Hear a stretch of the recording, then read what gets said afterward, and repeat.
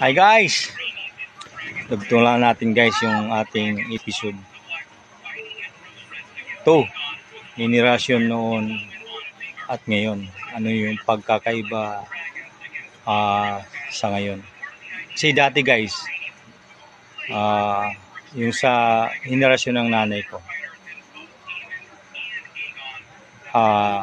kapag yung babae na dalaga hinawakan ng lalaki, nako, pag hindi yan naipakasal, mapag-usapan ng party o ng pamilya ng sa nanay ko sa pamilya doon sa humawak na lalaki, masigurado yan may gulong mangyayari.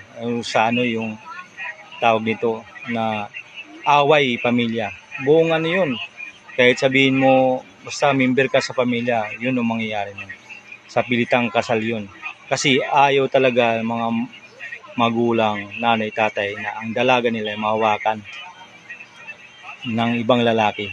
Kasi inaalagaan. Respeto yun eh. Pag hinawakan mo, wala, di na nirespeto yan. Or binastos mo yung babae. Kaya malayo ngayon sa henerasyon ngayon guys. Malayo. Kaya panoorin pong video. Sana makatulong. Maraming salamat.